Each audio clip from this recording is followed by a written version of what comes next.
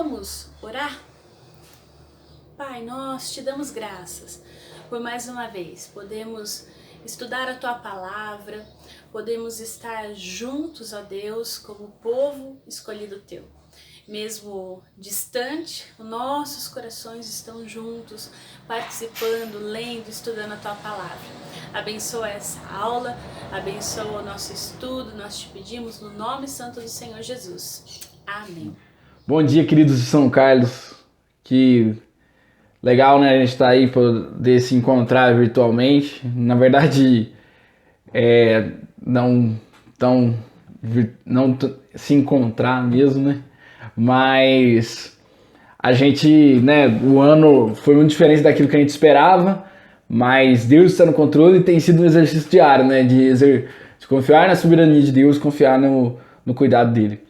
Nós confiar nesse bom pai que nós temos. Eu escolhi essa música, né? Pensando até das vezes que nós cantamos essa música lá e juntos. Então, espero que traga para vocês aí que vocês louvem a Deus e louvem a esse bom pai que é o nosso Senhor.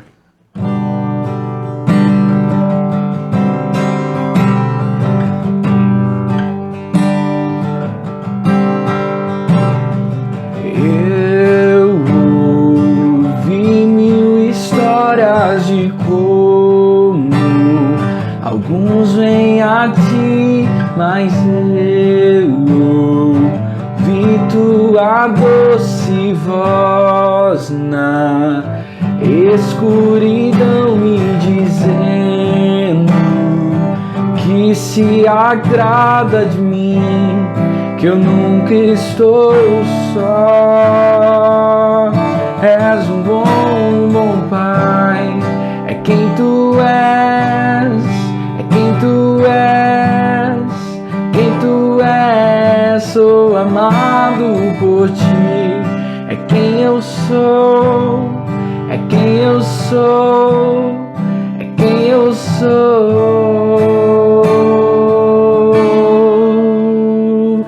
Eu sei que muitos procuram respostas em tanto lugar, mas eu sei que nós procuramos respostas.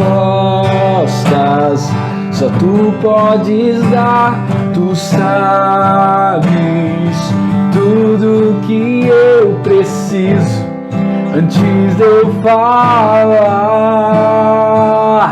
És um bom pai, é quem tu és, é quem tu és. Quem tu és, sou amado por ti, é quem eu sou, é quem eu sou, é quem eu sou. És um bom pai, é quem tu és, é quem tu és, é quem tu és, sou amado por ti, é quem eu sou. Quem eu sou, quem eu sou. És perfeito em tudo que faz. És perfeito em tudo que faz. És perfeito em tudo que faz pra nós. És perfeito em tudo que faz, é perfeito em tudo que faz, é perfeito em tudo que faz pra nós. Amor que é tão real que eu não posso expressar, paz tão inexplicável que eu não posso falar, e me chamas pra ir mais fundo, me chamas pra ir além, me chamas em amor. Amor é um bom Pai. É quem tu és, é quem tu és, é quem tu és. Sou amado por ti. É quem eu sou, é quem eu sou, é quem eu sou. És perfeito em tudo que faz. És perfeito em tudo que faz. És perfeito em tudo que faz pra nós. És perfeito em tudo que faz. És perfeito em tudo que faz. És perfeito em tudo que faz pra nós.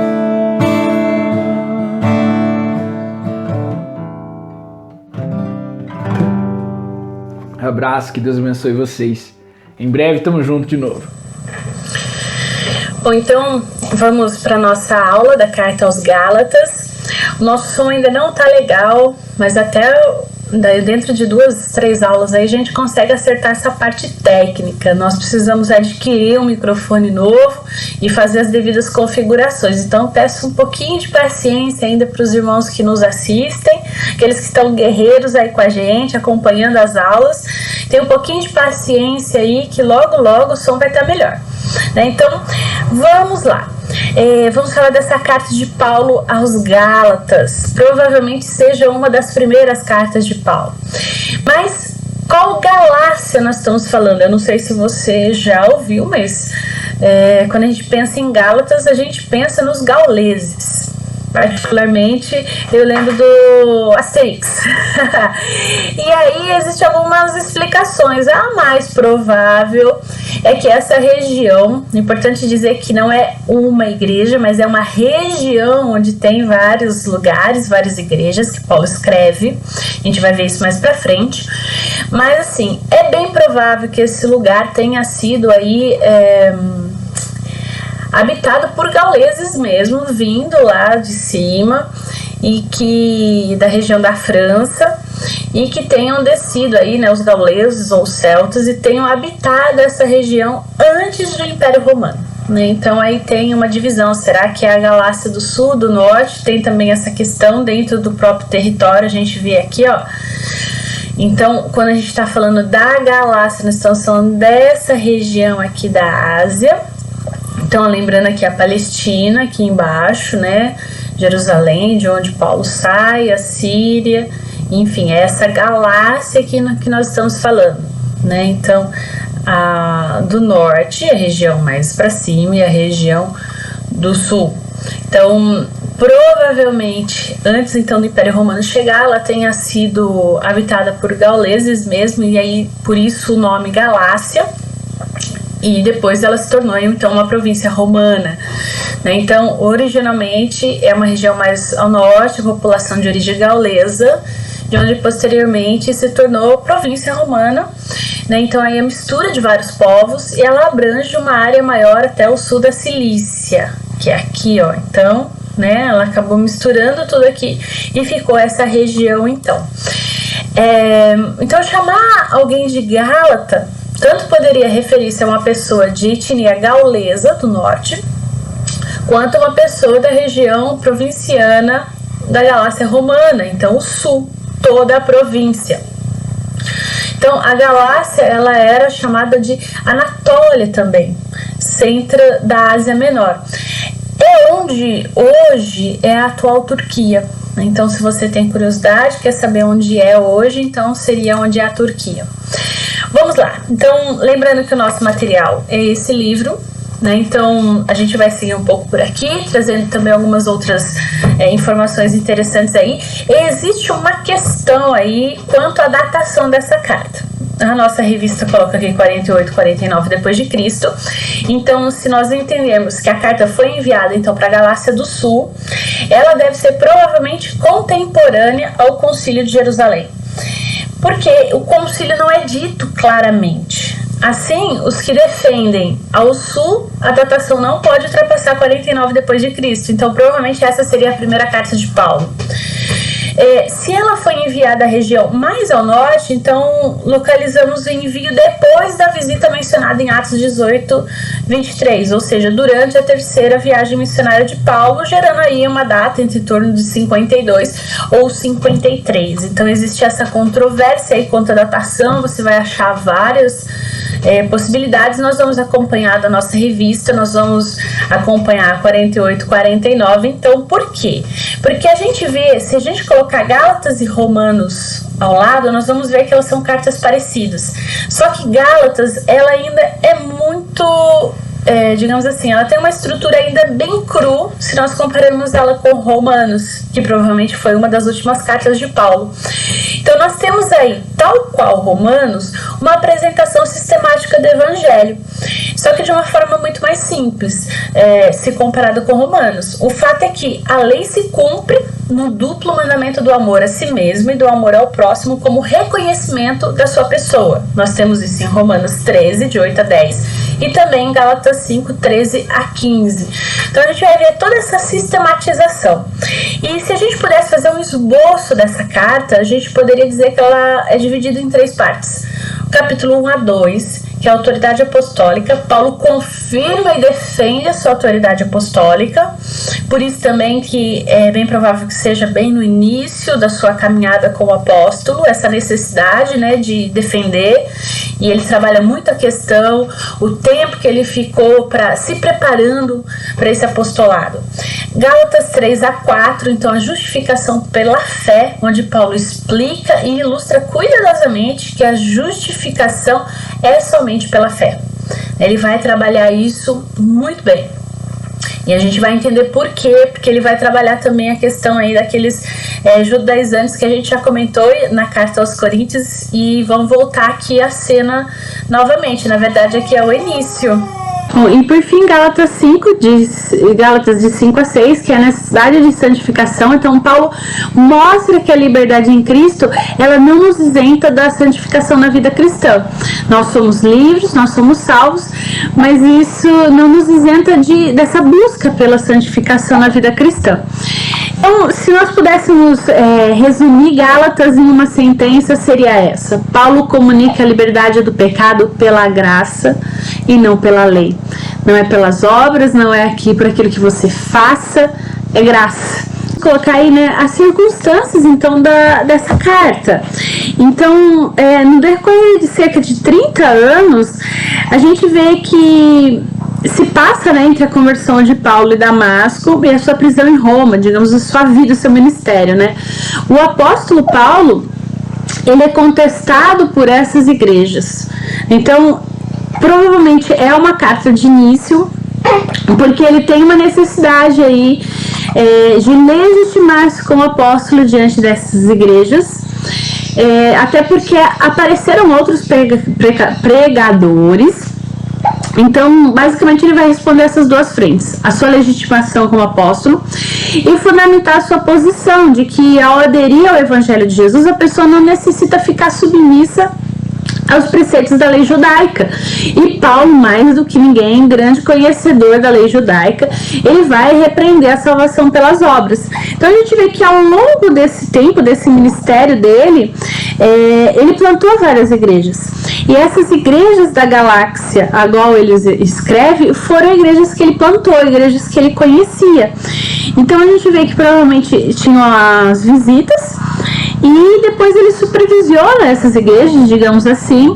Então o que a gente vê aí é uma carta realmente, provavelmente, posterior à plantação dessa igreja. Claro, uma igreja que já está consolidada, mas que agora enfrenta essa questão dos judaizantes. A gente vai ver que esses, então, novos pregadores que aparecem têm essa pegada mais judaizante, querem trazer a religião judaica à tona de novo. Então a pessoa precisa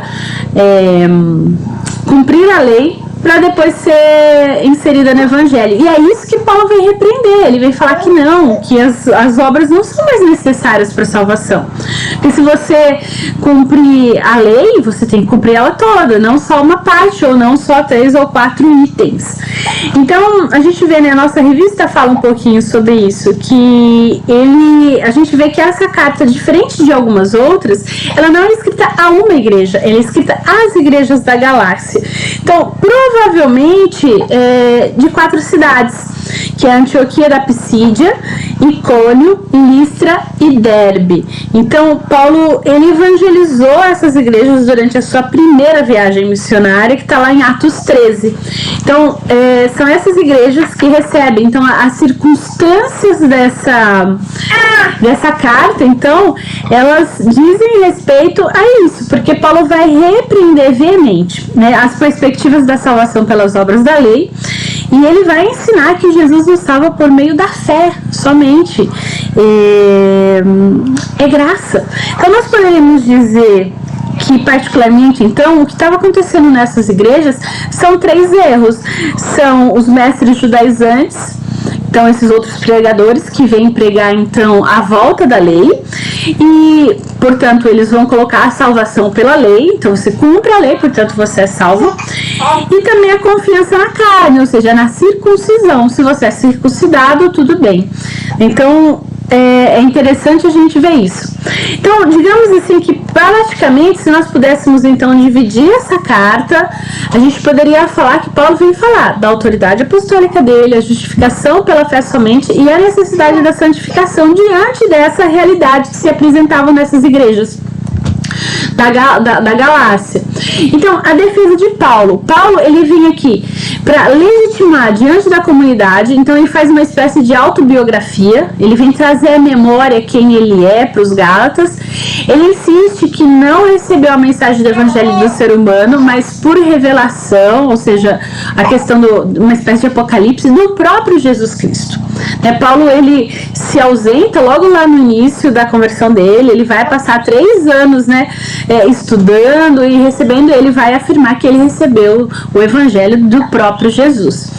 E ele vai falar também, ele vai trazer à tona do seu passado como perseguidor da igreja e como foi o seu chamado. Então, ele vem trazer essa autobiografia para trabalhar a questão da sua autoridade apostólica. Então, Paulo, ele escreve essa biografia para dizer que ele foi separado por Deus antes mesmo de nascer.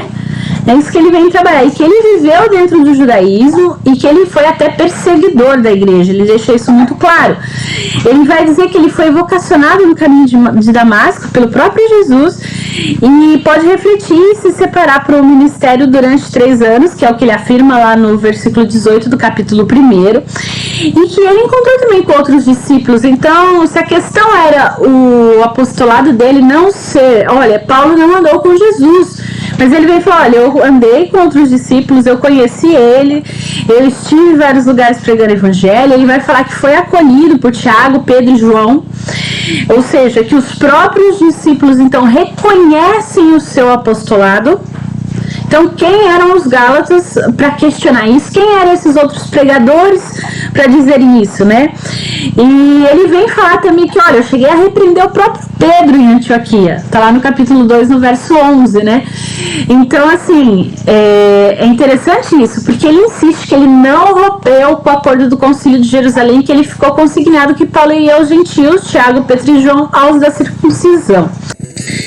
Então, a gente pode falar um pouquinho também da teologia de Paulo, então, nessas questões da carta aos Gálatas. Então, nós temos os seus opositores nas comunidades da Galácia, conheciam as escrituras, portanto, Paulo deveria ter habilidade para tratar do assunto. Eles entendiam que os mais variados preceitos da lei, circuncisão, restrições alimentares, os sábados, as festas religiosas, que está lá mencionado em Gálatas 4, de 8 a 11, deveriam ser praticados por todos os cristãos. Então, é isso que eles entendiam e isso que eles queriam colocar. Então, para eles, Abraão era o símbolo do cumpridor da lei, sem que ela houvesse sido escrita. E é interessante porque quando a gente vê isso, até eu estava vendo um outro material, a gente vê que, na verdade, sempre foi pela fé, nunca foi pelas obras, né? E é maravilhoso isso, porque a gente vê que Abraão, ele cumpre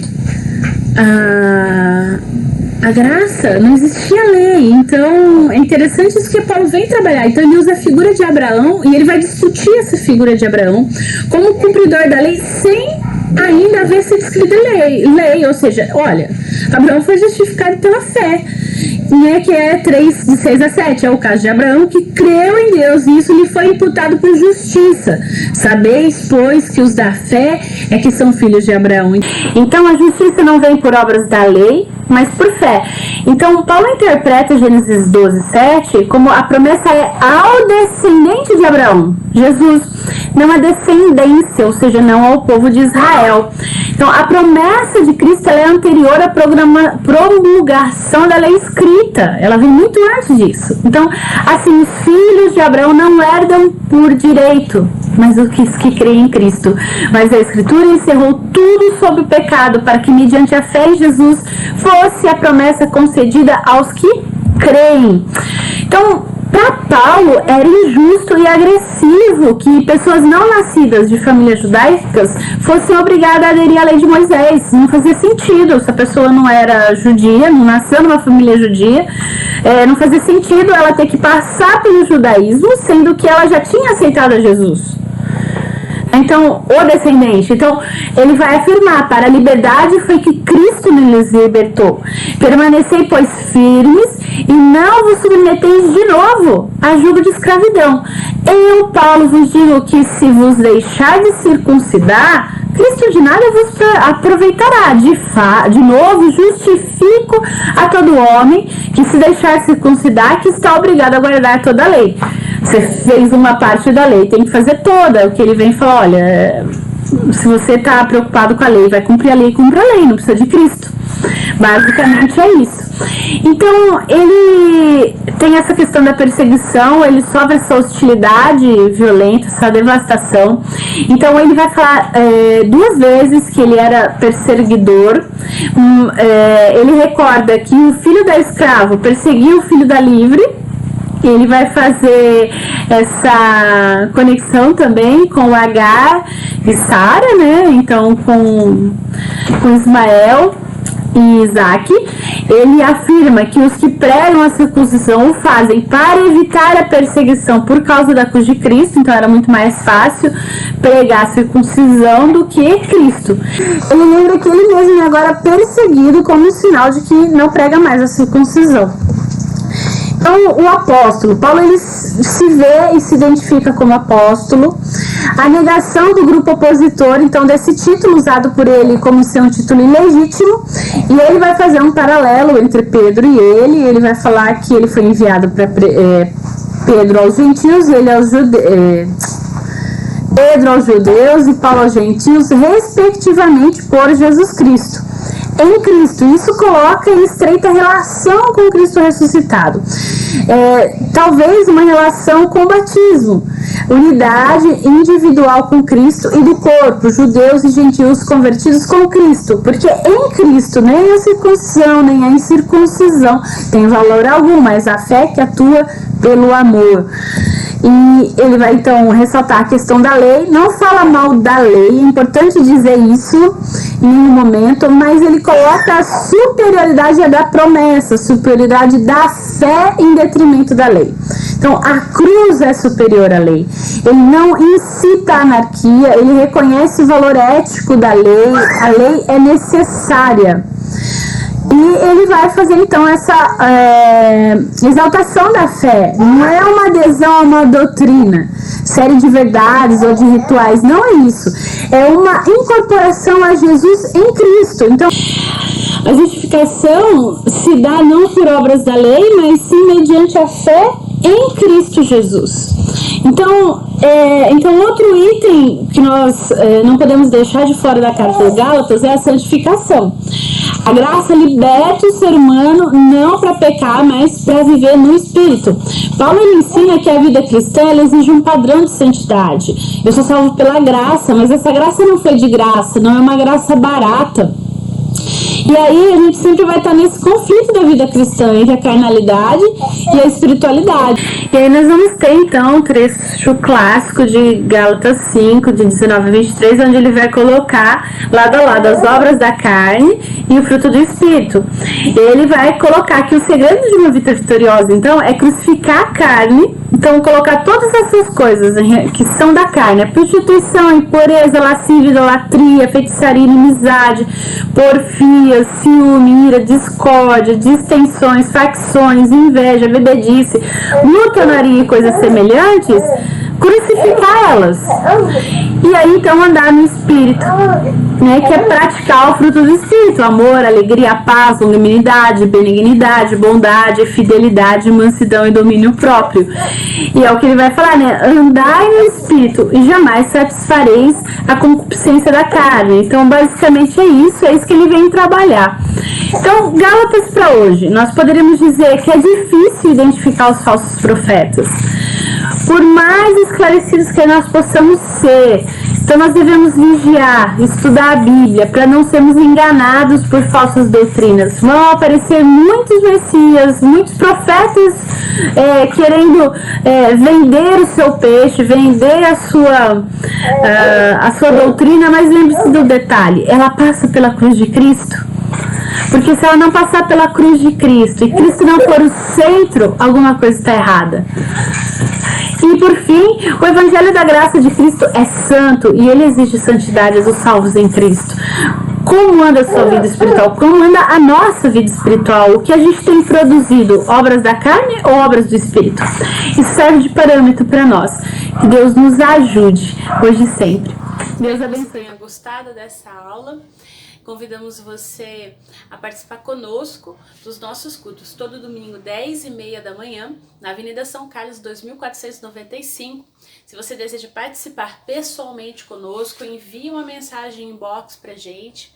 Pode ser pela página do Facebook da igreja ou pelo nosso, também aqui nos comentários, que é necessário fazer a reserva do lugar aí, porque nós estamos trabalhando ainda com 40%, de 30%, aliás, da limitação de espaço do templo físico.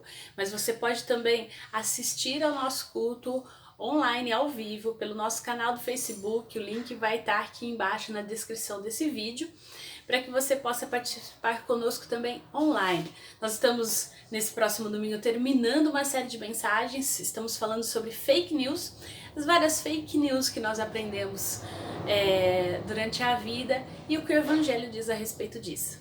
Então, é uma alegria tê-los conosco. Se puder, vem com a gente.